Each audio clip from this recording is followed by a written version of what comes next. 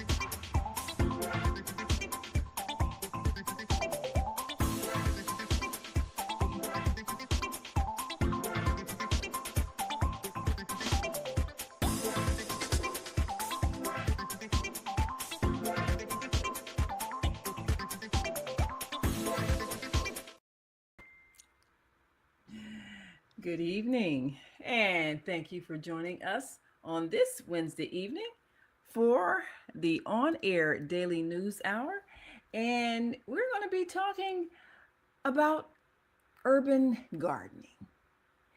Why? Because people in the inner city are finally waking up to the reality that if they don't take care of their own nutritional needs, no one else will. Grow what you eat. That has been the program launched across the city for those who are realizing that the reason why they are food insecure is because they have not taken the time to create the security. And so, for those who have a piece of land and have a willingness to dig in the dirt, they have the power to feed themselves. Now, why are we not realizing that? Well, one of the reasons is because people who have perhaps grown up in the city, even though they may have southern roots in the country, they may have grandparents that own property down south where people owned farms, grew crops, knew how to milk a cow, and all those things. This generation lost the knowledge, lost the skills, lost the will to produce their own food, making themselves sitting ducks, targets for exploitation, grocers that bring in old, perhaps even expired food to the neighborhood. And how many neighborhoods don't even have grocery stores? They have gas stations that sell little items, maybe a loaf of bread, and who knows how long that's been sitting there. People are waking up and realizing that they must take back their power. So, one of the positive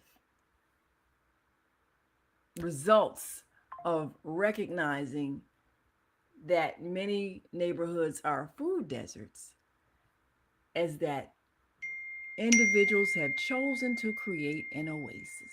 They've chosen to create a garden right there in the neighborhood, right there in the residential areas. And many of these urban gardeners are feeding those who are hungry, feeding the elderly, feeding the unemployed, feeding those who may often get neglected. And they're providing a means to get food that is non GMO, not poisoned with pesticides. And so the skill of growing food is a survival skill.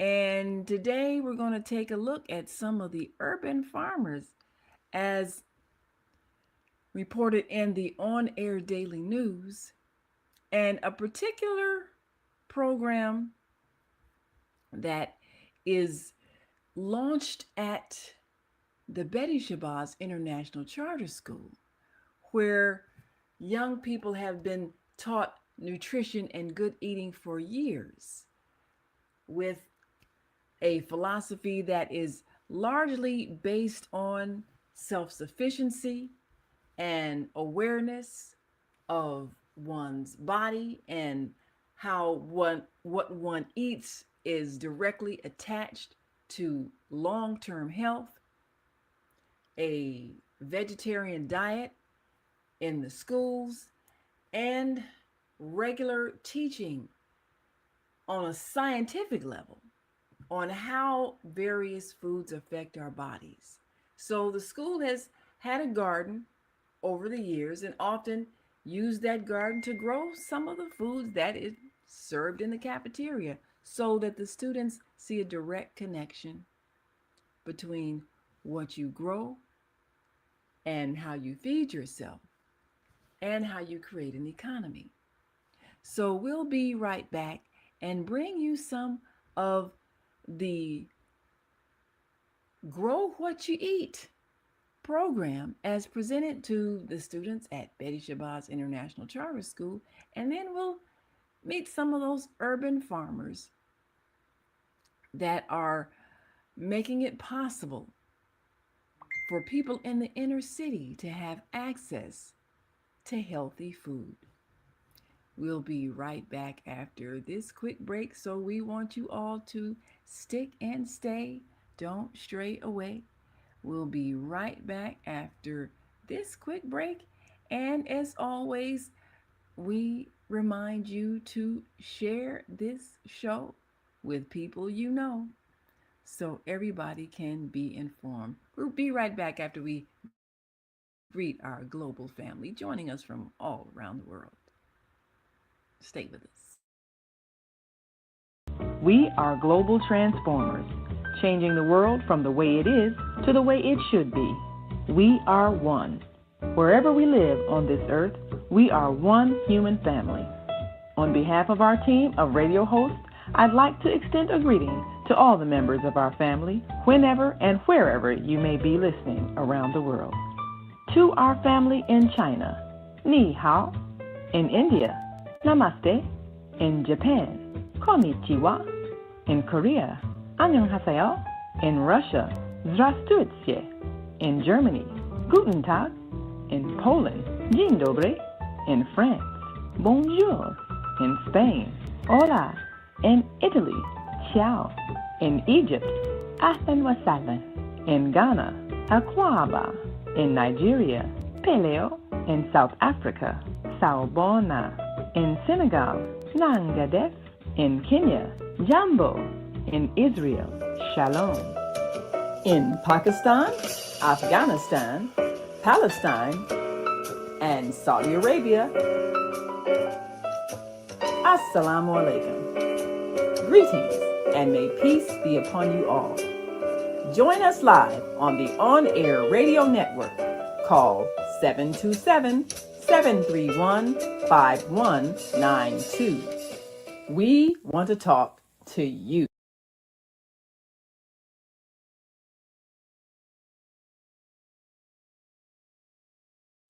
Yes, we want to talk to you, and we want you to talk to us too as we talk to all of you about the plans that are going to make a difference in your life. Well, everything starts with the youth, and when we share knowledge with our young people, we give them an opportunity to shape the world, as we say, from the way it is to the way it should be. And too often, we are seeing others have a plan of action in shaping the world in the way that benefits them and not us. Those of us who want to see a healthy world where people are living without distress. And so if you choose to empower yourself, then you have an opportunity to create the world that you desire. So, Betty Shabazz students learn food growing skills from those of us who are involved in the organization, the indigenous brothers and sisters building communities.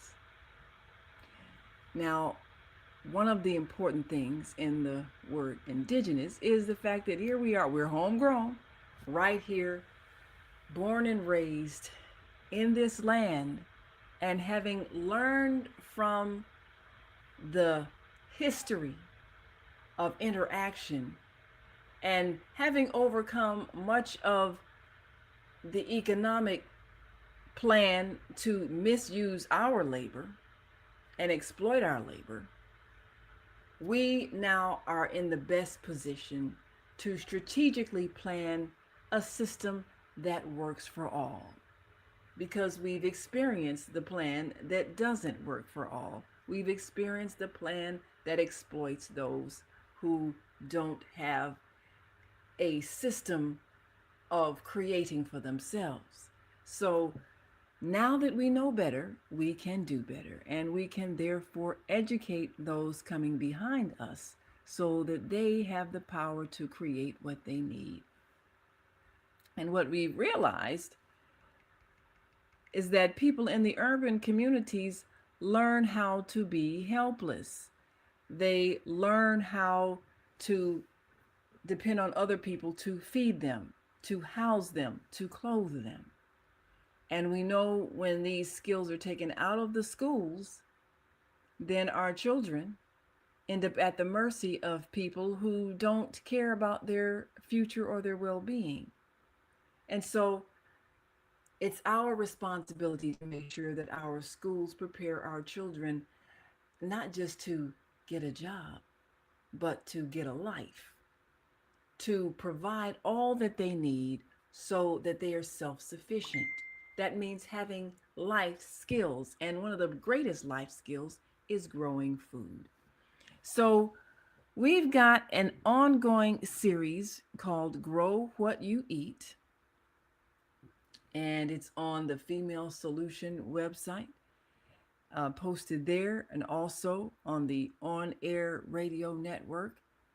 And one of the things that this series does is to teach how to recognize vegetables and fruits and edible plants, to recognize how the soil is being impacted by other things such as waste, to replenish the soil using organic matter, to recognize plants that perhaps have been killed because of lack of knowledge on their medicinal and healing uses, and to be able to repair the soil that has been damaged, either by repetitive growing of grass, just as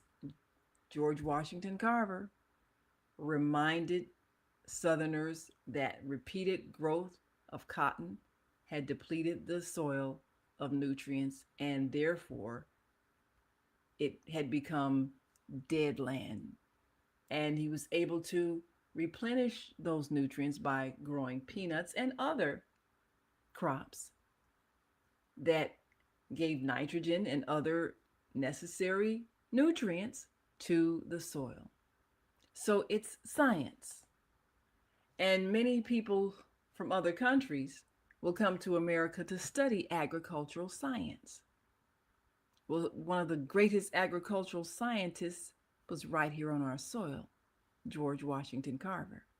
And as indigenous people to this land, as we are who have been here for generations, we have a responsibility to learn the climate, learn what grows here, learn what's in harmony with our bodies, and teach that science to our children. So let's take a look at one of the episodes in Grow What You Eat so that we know first before you begin the process of growing, you need to plan where you're going to plant your vegetables and know what is in harmony, what should grow next to each other, and what perhaps should not. Let's take a look. Grow what you eat. I'm Naima Latif with today's 10-minute tip for how to grow your own food.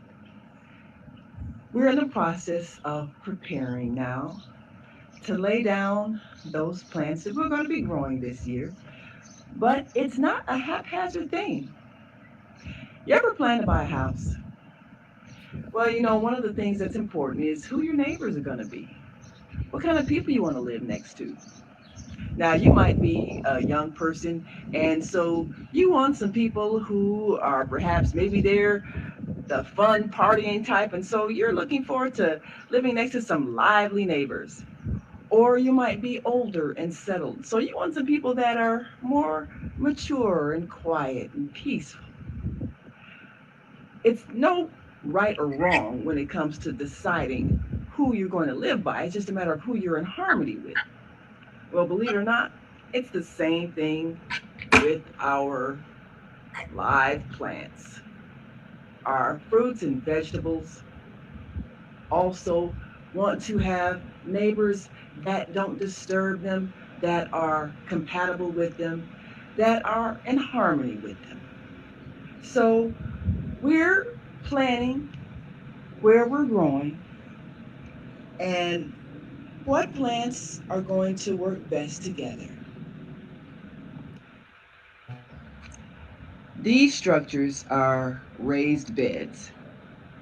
So we're going to remove the grass underneath and move them over to where the soil underneath will be the foundation for these plants.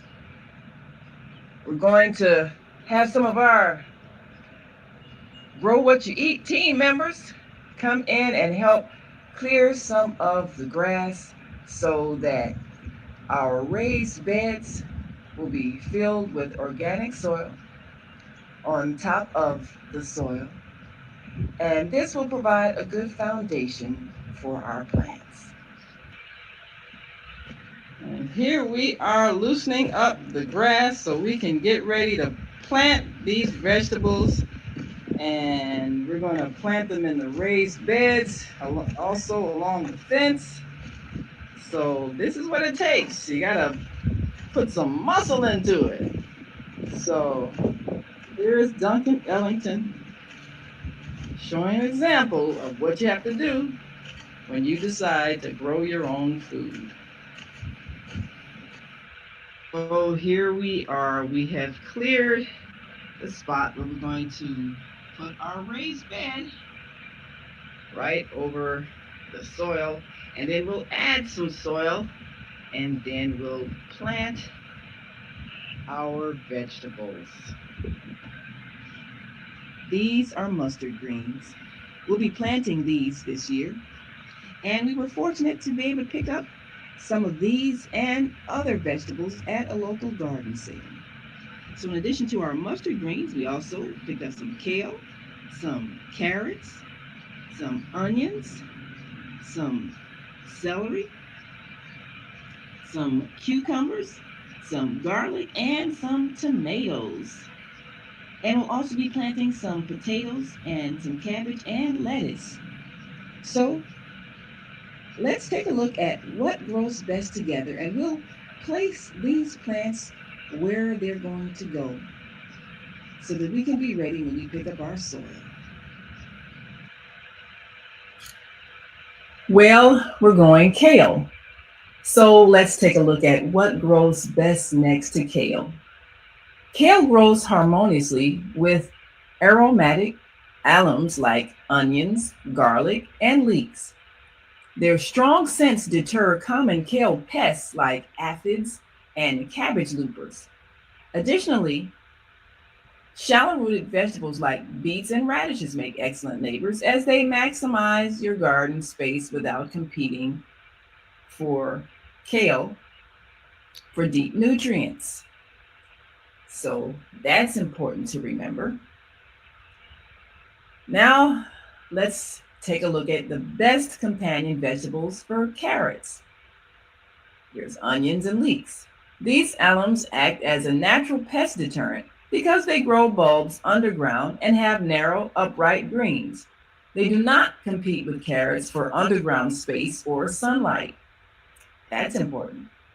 Also, best companions are lettuce and spinach. These are excellent, fast growing neighbors. Their shallow roots will not interfere with carrot roots, and their low growing leaves act as a living mulch to help shade the soil and conserve moisture. Sounds great.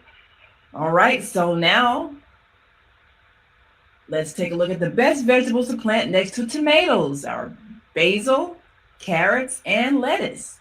These plants mutually benefit one another by deterring pests, sharing space, and providing necessary shade during the hot summer. Well, that's an important point to remember because we're going to be looking at how the summer months affect our plants. And it's also an important thing when we take a look at how best we can keep the pests away without using pesticides. Now, plants to avoid. Do not plant kale next to other members of the Brassicaceae family, such as broccoli, cauliflower, uh, kohlrabi, or cabbage. They are highly susceptible to the same pests and diseases, increasing the risk of widespread damage. That's an important point. What to avoid. So we know we're going to be planting some cabbage, and we may even plant broccoli, but we know not to plant them next to the kale. So this is very strategic in how we're going to grow our food.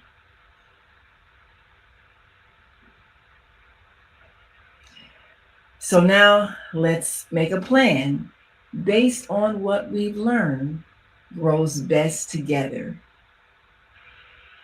So, based on our research, we're going to have the plants in this order. On the south end of the garden, next to the fence, we'll have the potatoes, and then the cabbage, and then the celery, and then the onions, and then the mustard greens.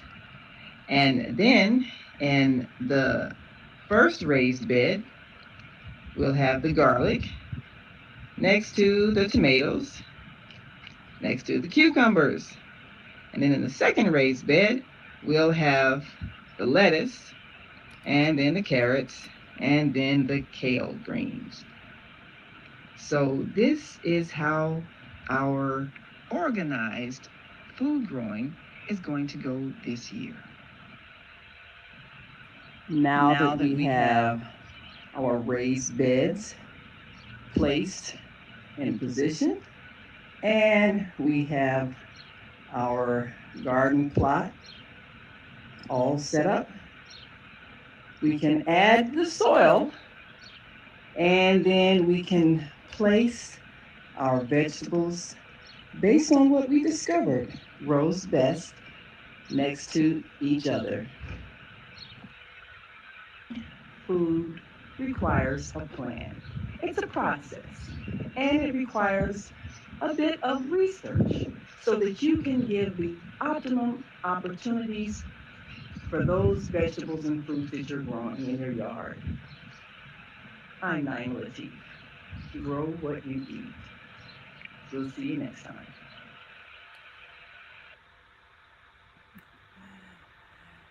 Well, that is what has to happen as we prepare all of our urban gardens to figure out where we're going to put each plant.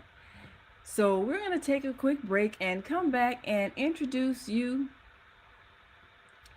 to the people who are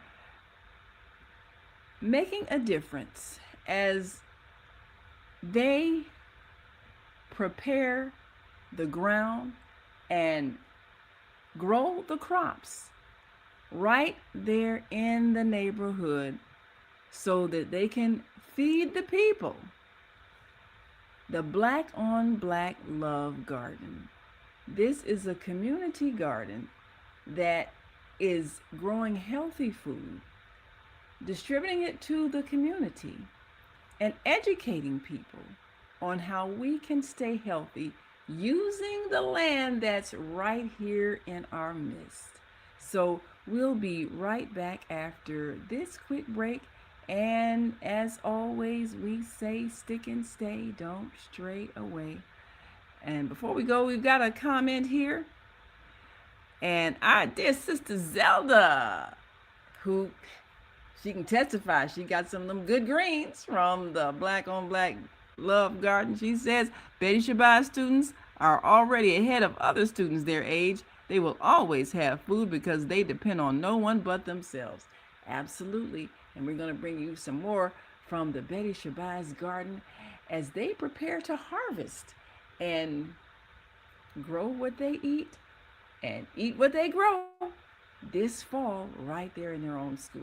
So we'll be right back after this quick break. So just stay with us.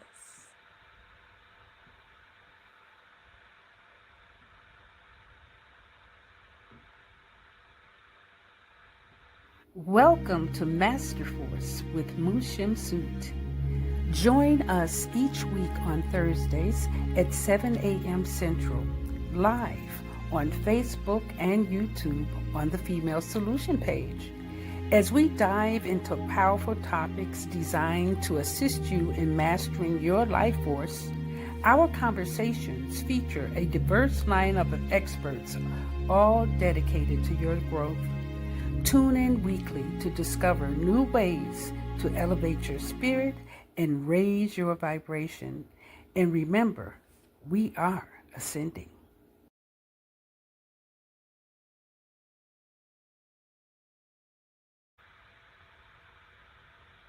Yes, we are ascending and we are reminding each other of the responsibility that we have as we ascend to bring to mind those problems that we have allowed to be created because we were not taking responsibility for our lives.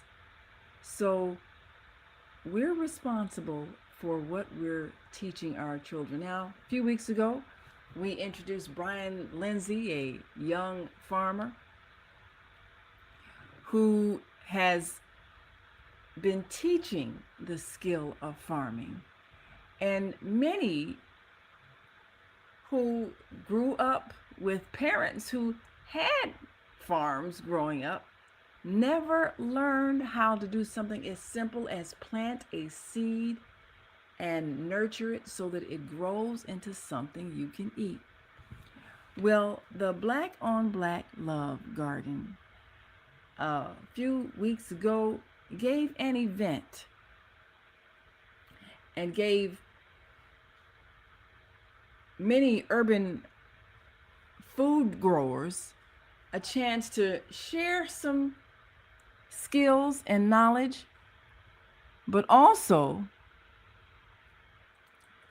right there at 8616 South Carpenter, many had a chance to come and pick the harvest because there are those who have been around for a while that are teaching people how to grow food.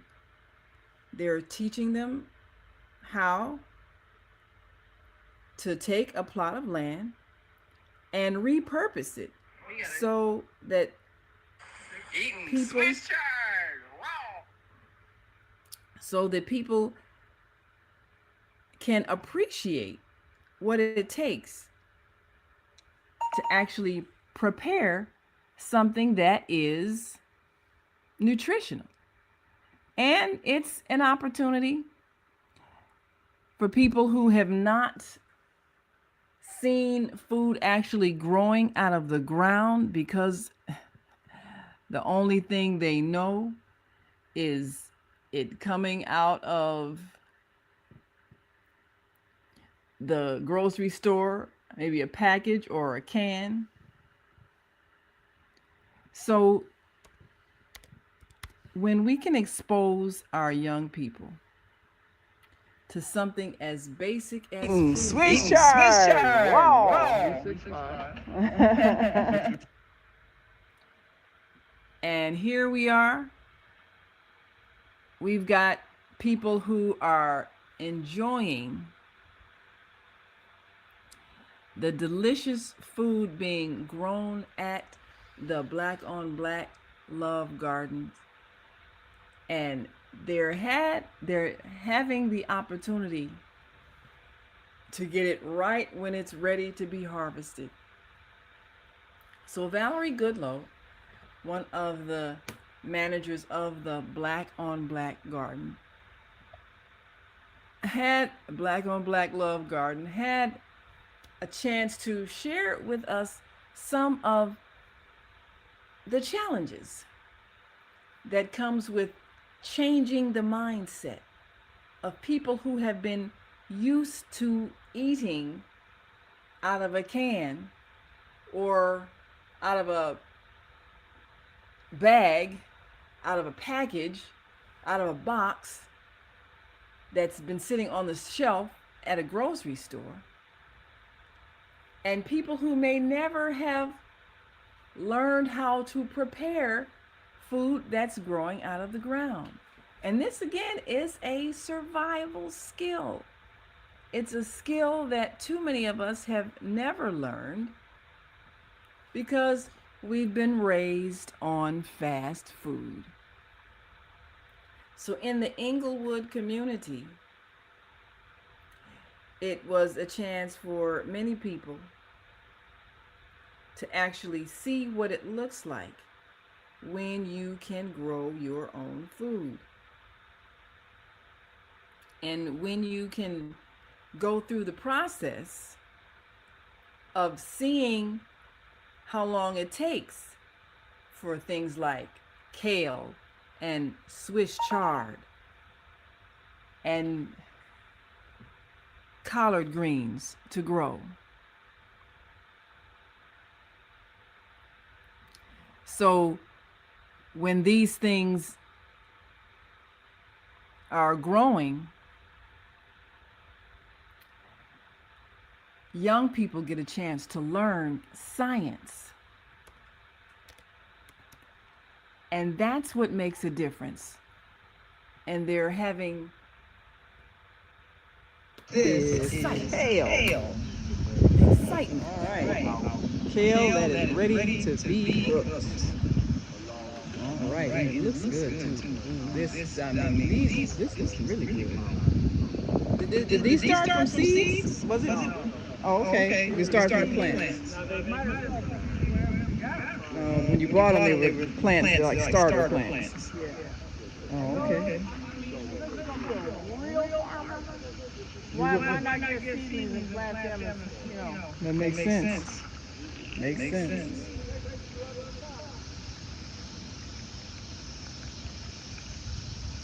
Definitely. And these are beets right here, right? These are beets right here, right? Chard. Oh, is it chard? You got a bag full of stuff you don't know what you got.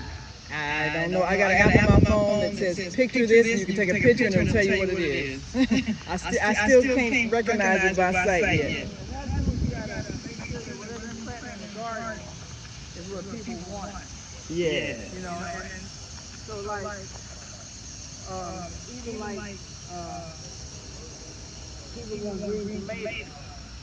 Now you hate to take your red ones that are gonna turn red, they haven't turned green. So So you do yes. green. So what I initially was gonna do, I was gonna have a bed of those big tomatoes that turn green, and that was gonna be my green tomato bed. But I didn't get to do that. Now these here, this is still kale over here, right? So look at how kale green leaves look. This is nice. Kale greens. This is how they grow. This is how healthy kale looks.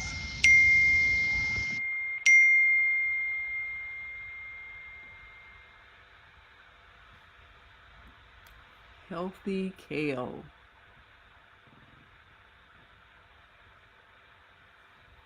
Is kale. All right.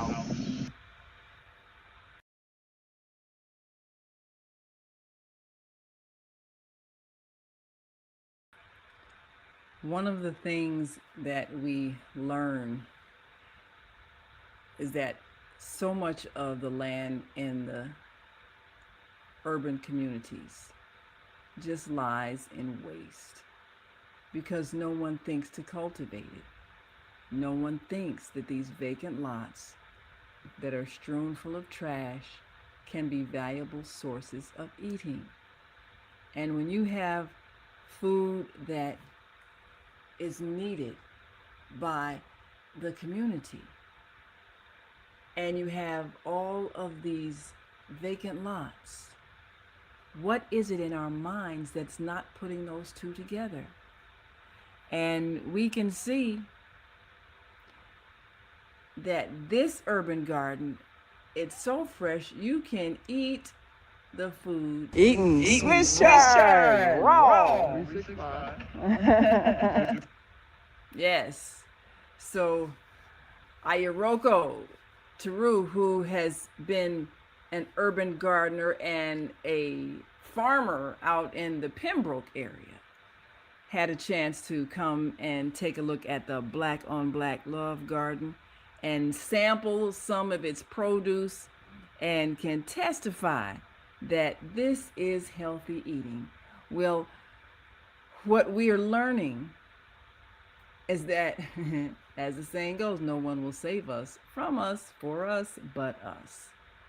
So rather than be angry, marching, protesting, name calling for people who are choosing not to share resources, let us recognize the resources that we already have so that we can empower ourselves to feed ourselves.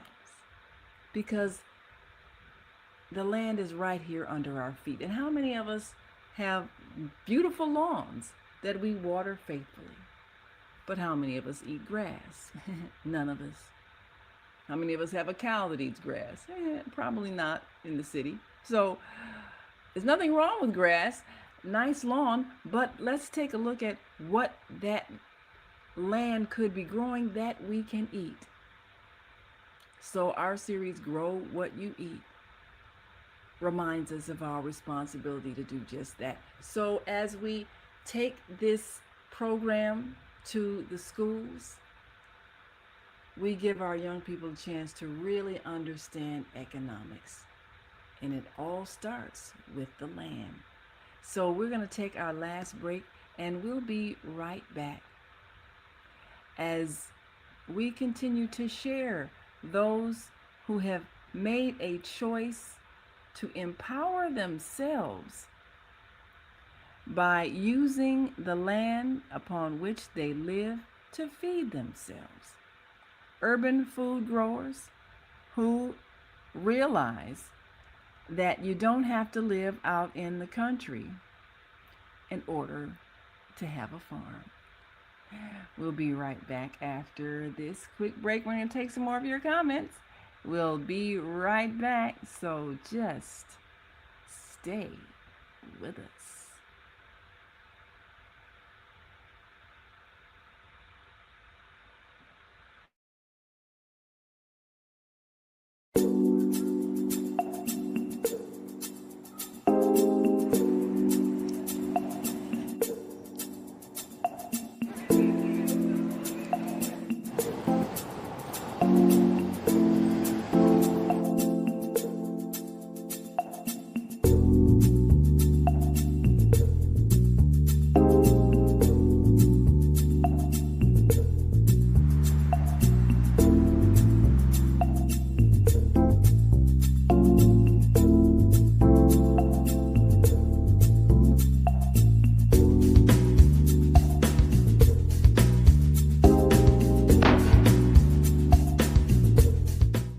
housing for the homeless. Because my little brother, in which we're doing this documentary for, Douglas Robinson, your death will not be in vain.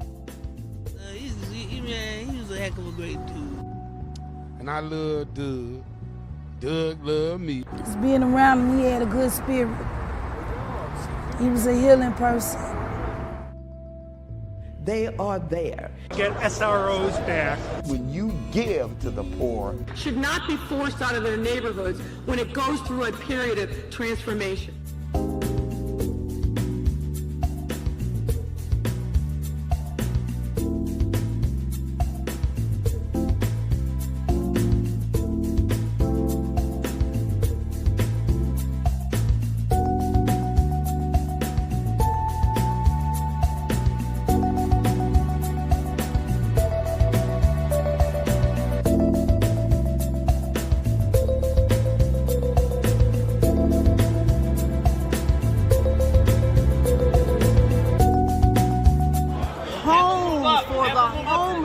Because there are too many people who are losing their homes to taxes because they can't pay a $1,000 tax bill.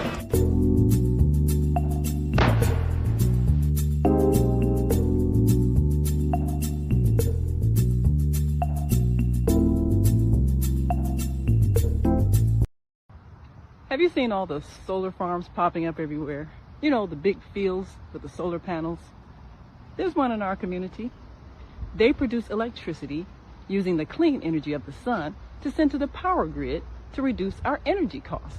Because not everybody can get solar panels put on their roof the way I have, but everybody can enroll for free to share the energy produced by the solar farms.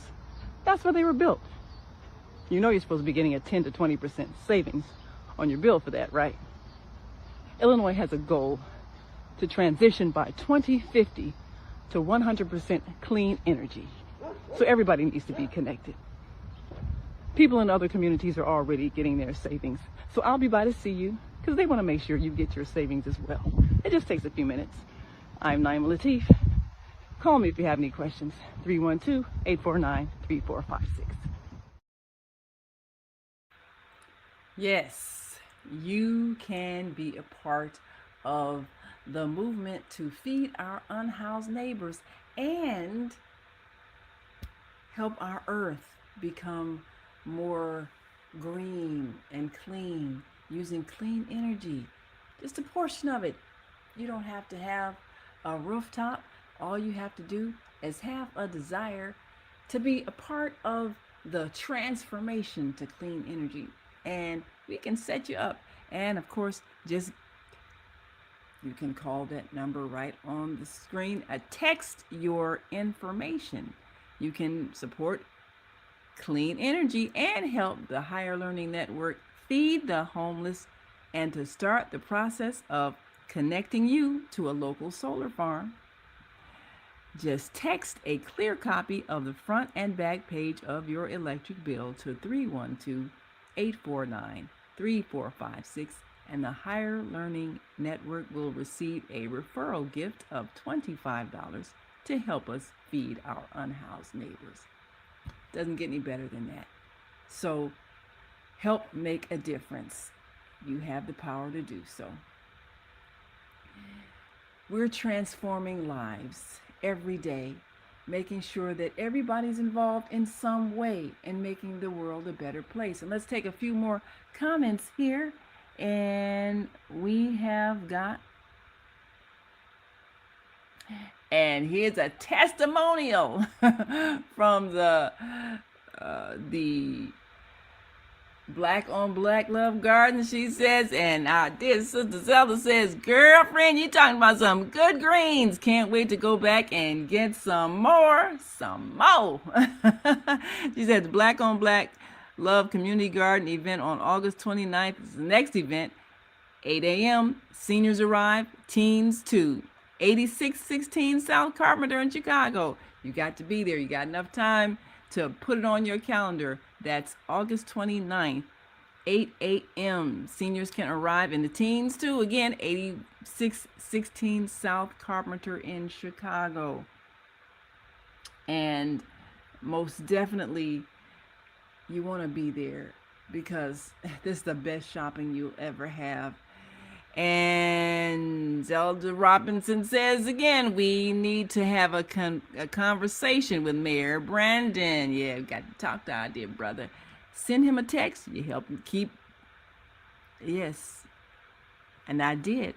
I helped keep my mother alive 100 years. And she ate greens and garlic and was not on any medication. 101 years old.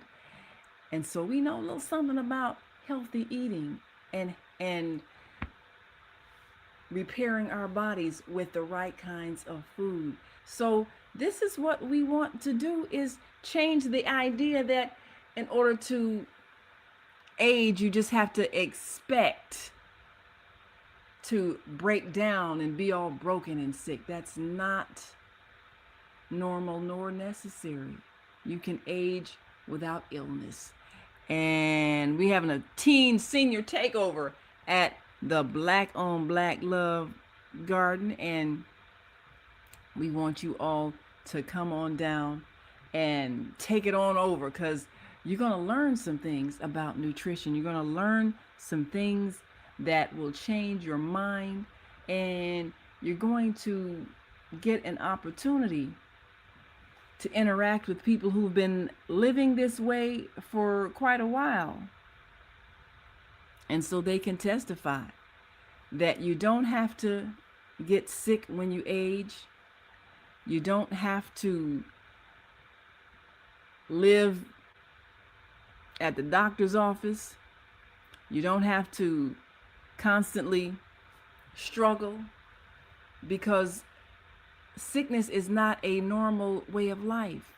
And we want you to know that there are people who are growing food that is healthy for you right here in your midst. So if you're willing to join with us August 29th, then you can experience the Black on Black Love Garden and the Black on Black Love Community Garden. And it's maintained by people who know the importance of providing food for the community. This is a regular lot that is simply used to grow food. So we're going to talk to Valerie Goodrow, who is helping to maintain this garden. And that who is responsible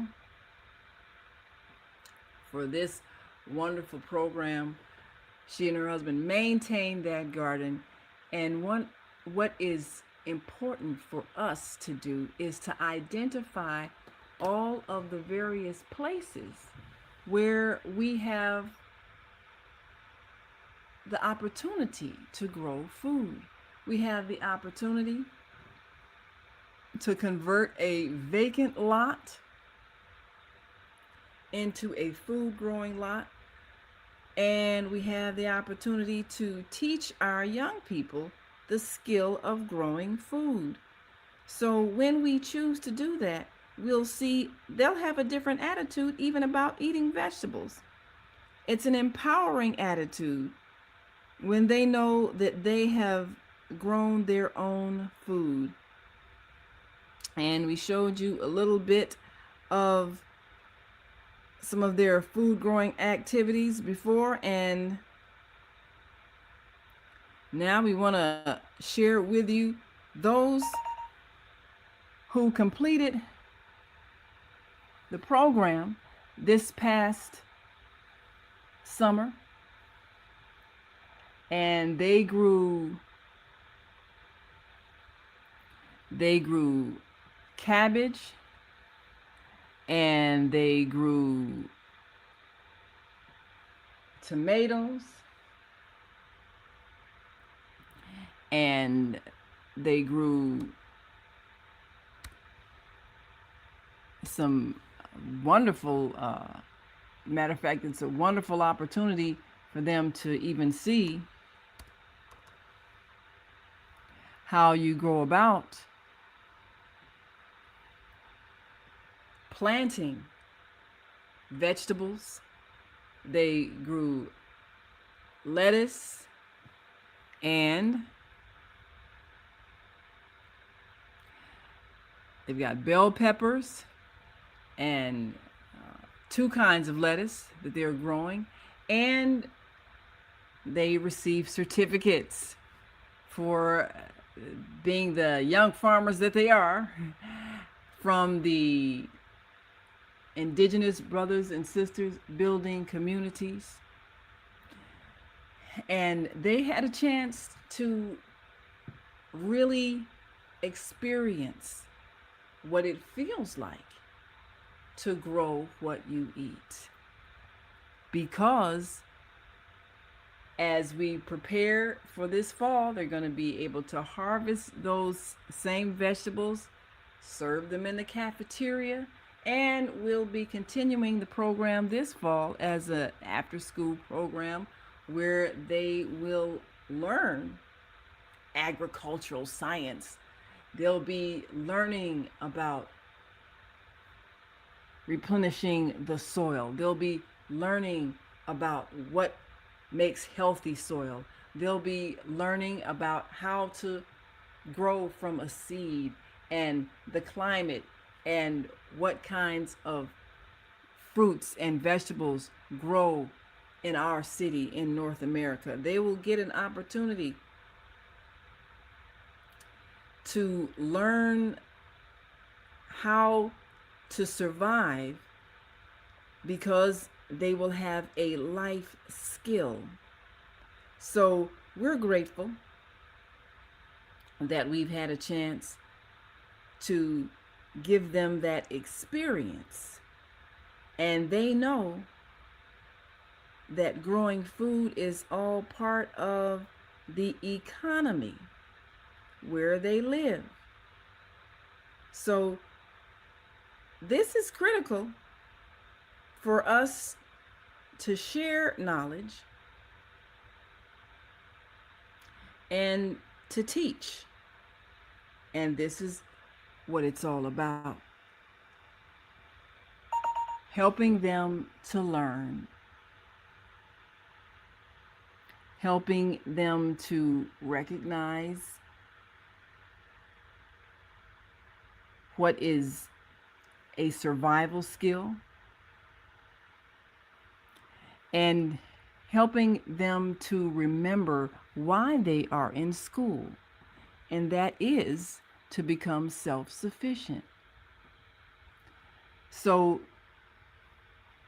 because we're giving them an opportunity to learn how to grow their own food, they're going to set an example for the rest of their classmates. So that's how when you grow food, you can feed yourself. Also, you can feed others. Also, you can make money because now you can do the food to charge the people who buy it. You see what I'm saying? So I want y'all to do this. When you grow food, the first thing you can do is what? The second thing you can do is feed who? And by you being able to feed others, you're able to make money. Very basic. And that was Duncan Ellington, president of the Indigenous Brothers and Sisters Building Communities. And that's what we do, build communities. And we're looking forward to building communities where you live, teaching young people, giving them an opportunity to feel the power of feeding themselves. Grow what you eat. I'm Naima Latif. Thank you for joining us, and we'll see you next time on the On Air Daily News Hour.